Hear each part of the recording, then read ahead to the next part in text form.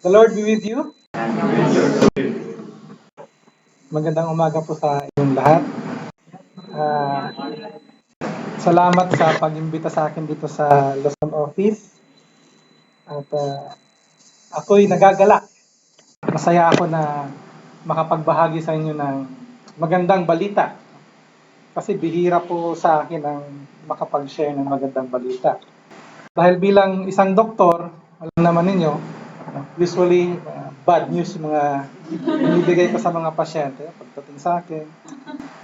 Pasensya na po yung result po ng laboratorio ninyo, hindi po maganda. Bad news agad sa pasyente. Ako po si Neki Soriano, isa po akong doktor sa family medicine. Pastor din po ako sa Methodist Church. Kaya pasdoc ang tawag din sa akin. Pero aside from that, nagtuturo din po ako, isa din po akong guro ng medisina sa EAC at sa PLM. Kaya siguro, ako yung tinawag para i-discuss or mag-reflect tayo sa ating team focus ngayong linggong ito, edukasyon. Edukasyon laban sa kahirapan. Ayon sa Article 28 ng UNCRC, it is the children's right to have education. So, yan. Edukasyon. Ano ba ang significance ng edukasyon? Sabi nga,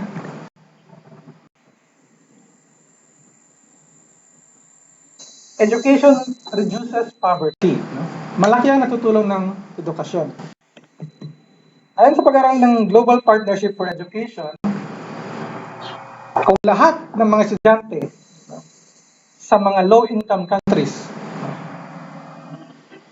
ay nagtapos na meron man lang basic reading skills, marunong lang magbasa, 12% ang mababawas sa global poverty rate natin. Reading skills lang yan, wala pang numeracy skills na binibilang. Reading skills pala. Sabi din nila, it increases an individual's earning by up to 10% kapag nadagdagan yung pag-aaral mo. Kaya siguro nilagay yung K plus 12. Tapos nag-college ka pa, tapos nag-masteral ka pa, nag-doctorate ka pa, so 10, 20, 30 siguro percent. Yung individual earnings mo, kaya siguro yung mga nagdo-doctorate, 30% increase in earnings. Tapos, doon sa mga area kung saan yung mga babae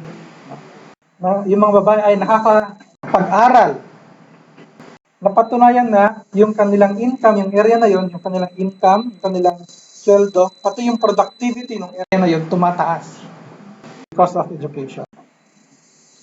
And the country's growth domestic product grow by 0.37% for each additional year of school. Or merong 2% increase dun sa annual GDP kapag yung estudyante tumaas yung kanilang average score sa literacy and mathematics. Kung yung average score nila, kung halimbawa, 75 yung passing, pag ginawa mong one point higher lang, ginawa mong 76 silang lahat, yung average nila, tumataas ng 2% yung GDP ng isang country. So, ganun ang epekto ng education. It reduces poverty. And this is the reason why many civil society organizations, NGOs, and the government pushes education. And we recognize education as a basic human right. At yan din ang dahilan kung bakit tayo dito sa World Vision ay pinupush yung education. Or yan nga ba ang dahilan?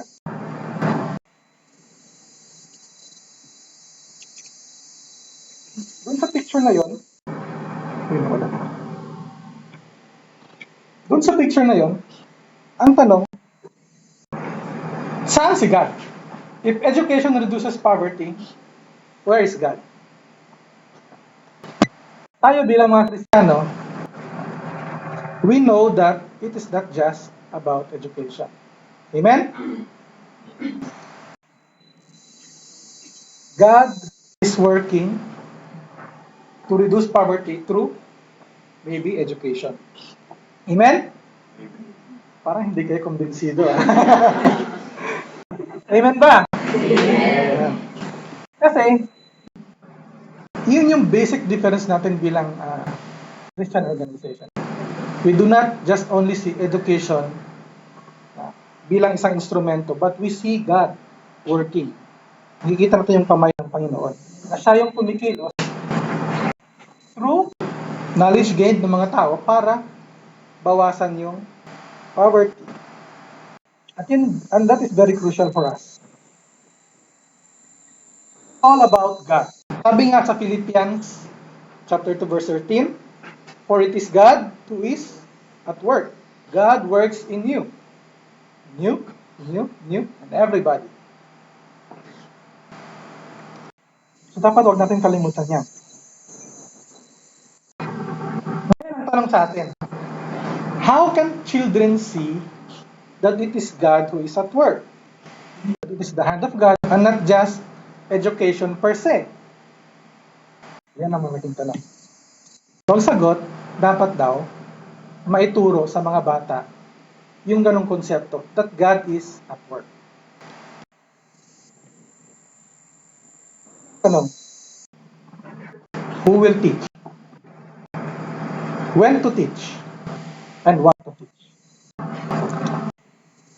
Ito yung gusto kong bulay-bulayan natin ngayon mga ito.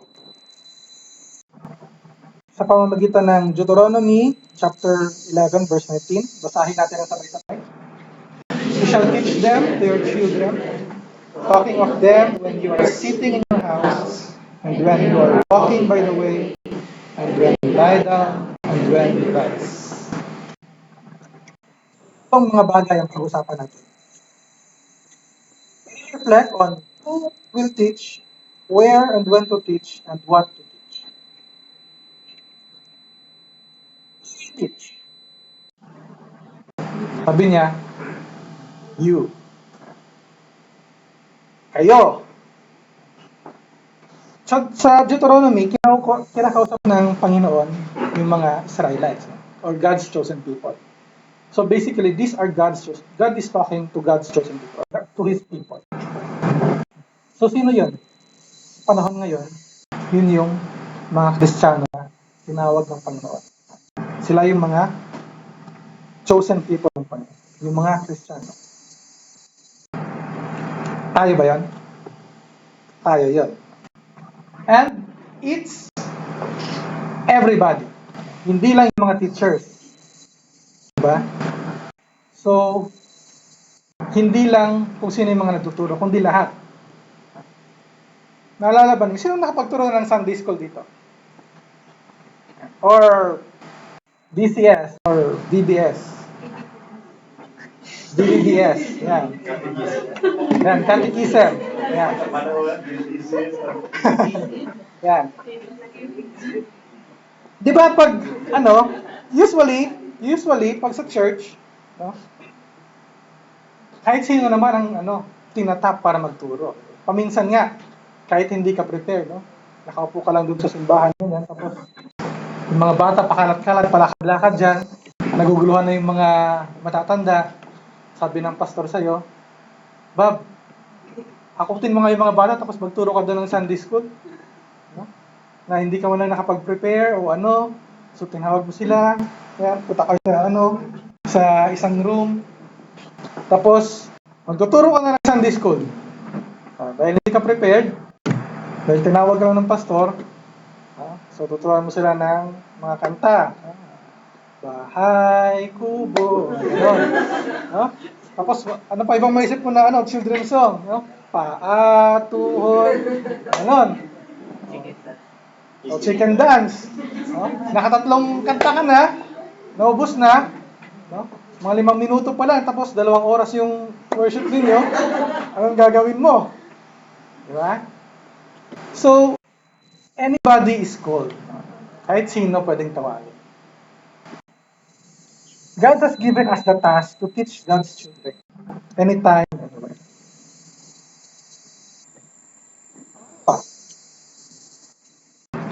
Where and when to teach the children. So sabi niya sa Deuteronomy, when you are sitting, walking, lying down, or rising up. So basically, anytime, anywhere. Kahit saan. Diba? Yung when you are sitting, actually sabi niya dito, yung Hebrew word niya dito, kapag nakasettle down ka na. Or kung saan ba kayo nakasettle down sa trabaho, or kapag may asawa na kayo, kung ano ibig sabihin ng settle down. Or if you are walking, or if you are in the journey, nasa biyahe, o kung meron kayong patutunguhan, kung meron kayong plano. So the idea is to teach them anytime, anywhere. Sabi nga, mga Pilipino daw, likas daw talaga religyoso. Kasi importante dito, anytime, anywhere, you talk about God. Ganun daw yung mga Pilipino. Anytime, anywhere, you talk about God. Lalo na pag nagugulat, no? Ay, Mariosep. Diba? Very religious. Oh. O pag nagagalit sila, no? Mas nagiging religious sila. Ay, Diyos ko! Naman talaga. Pero hindi ganun klaseng religious. No? You should talk about God every day and talk about the Word of God. Talk about the love of God. For example, have you thought about God or telling about God to a street child? Na-experience na ba niya? Naisip na ba niya na makapag-share kayo tungkol sa Panginoon sa isang street child? Kasi ako, pag nagmamaneho ako, syempre pag nakatigil ka sa sa kanto, sa may traffic light, mga bata, no? Baka to, lilinis na ng salamin mo, tapos hinihingi ng coins. Kapag every time na may gano'n, naalala ko yung nung bata kasi ako, merong isang street child doon sa tapat nung building namin. Sa likod kasi kami nakatira, sa apartment. Tapos, sa tapat ng building doon yung headquarters ng church. So, sa tapat, mayroong mga namamalimos na mga bata. Ngayon, every morning, pagbukas nung gate, tsaka ng pintuan, sabi nung pastor doon sa bata, kinukwentuhan niya about kay Jesus. Kilala mo ba si Jesus? Bubuksan ko na itong pintuan kasi yung mga tao na nakakakilala kay Jesus, gusto malaman tungkol si Jesus, papasok na dito. So itong batang ito, naging curious na kung sino si Jesus. Kaya, one Sunday, pumunta siya sa Sunday school. No? Si Amay.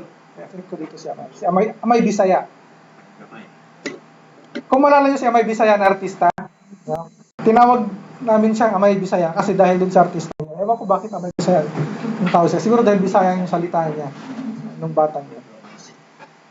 Pero yung batang yun, malala ko yun, kasi siya, street child siya. Tapos dahil dun sa everyday na sinasabihan siya ng pastor tungkol kay Jesus, naging curious siya at umattend siya ng Sunday school. Dugyot na dugyot, madumi. Talagang street child talaga. Tapos pupunta siya para matund ng Sunday school. Tapos nung lumipat na kami, hindi ko na nakita yung bata. Tapos later on, nung mga high school na ako, minsan dumalaw yung batang yun, si Amay. Kilala pa rin namin siya. High school na siya, nag-aaral na siya. Tapos sabi niya, gusto nilang batiin yung pastor, pero wala na yung pastor doon, lumipat na yung pastor. Kung andun pa ba yung pastor, saka yung mga kasabayan niya, no? Yun yung isang example ng pag-teach sa isang bata anytime, anywhere. Wala kang pinipili na lugar. So, napadaan ka man dyan sa kanto, meron kang nakitang bata, maybe that could be a teaching moment. Any moment can be a teaching moment. Watch out. So, what to teach them? Ito yung medyo mahirap. Sabi dun sa verse 13, before yung sa verse na binasa natin, love the Lord your God and serve Him with all your heart. Teach them about the Word of God, about the love of God. There are two greatest commandments in the Bible. Diba? Malala niyo pa ba yan? Hindi pa man napapalitan yan, tama? Dalawa pa rin. Love the Lord your God and Love your neighbors as yourself. So sabi niya, teach the children about God. Sabi ng mga studies, children are aware of God as young as 4 years old. Bata pa sila. Meron na silang idea ng Panginoon. So tell them about your faith. Ito yun. Kaya sabi ko medyo mahirap.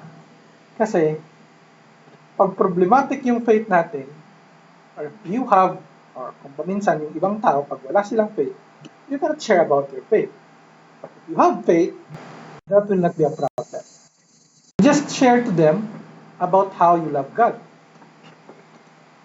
Every morning, hinatid ko yung anak ko sa school. So, umalis kami ng bahay, 6 o'clock, turn on the radio. So, syempre, yung nasa radyo, yung hardin ng panalangin. Pagdating namin doon sa school niya, tamang-tama 6:30 na. So, patapos na.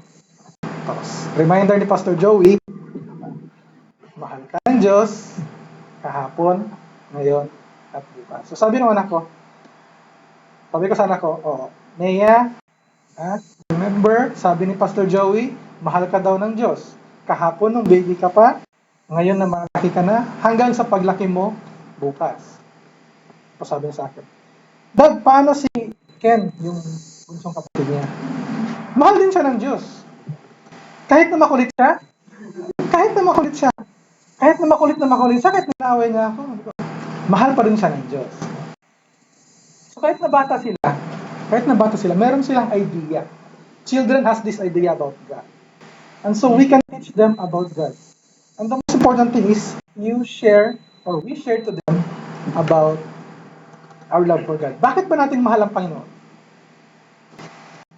Siguro, meron kayong mga own reasons kung bakit natin mahal ang Panginoon. But one of the reasons is that God loves us first. Sabi nga sa kanta natin, God loves, share God's love to everybody. And if we could just tell those children that God loves them, kaya paboritong kanta ng mga bata, that God loves them, then they will know about God. So sabi natin, mahal ng Diyos ang mga bata. At dahil dyan, ang Diyos ay kumikilos para iangat sila at alisin sila sa poverty. And that's the good news. The good news is that God is at work. God is at work. Hindi kailangan, or hindi, God is at work, hindi ibig sabihin na kailangang maunang kumilos ang tao. God is already there working. And we are just participating in God's work. And education is God's tool to lift up everybody from poverty. Di ba magandang balita yan? Amen? Hindi kailangan yung, kasi masyado natin nakikita na kailangan effort tayo. Hindi importante yun. Importante makita natin that God is working and we are just participating in God's work. And so if that is the case, if God is at work, ano naman ang challenge natin? Challenge is, God wants you to teach. Teach anytime and anywhere. And teach about the Word of God. So ang tanong mga kapatid, are you up for the challenge? Are you ready to teach children about God and about your faith? Lalong-lalo na ngayong Children's Month. Are you up for the challenge? Yes? Yes. Okay. Hindi ka nga. Are you up for the challenge? Yes. Yeah. So sana ngayong buwan na ito, we will be challenged to teach about God to the little children. Okay? Sana nga manalangin tayo. Manalangin tayo.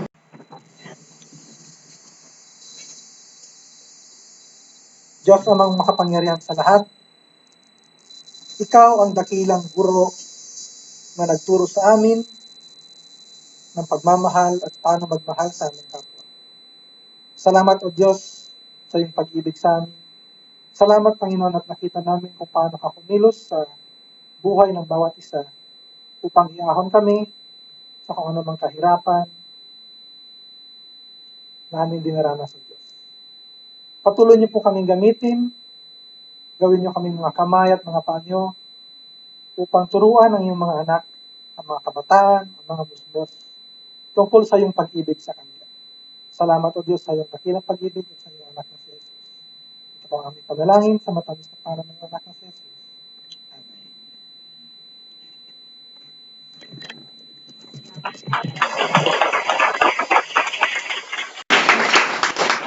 Susunod natin yung tanong ni Doc. Are we up to the challenge? Hindi natin gusto ko isisigaw natin. Parang ano yan, parang hindi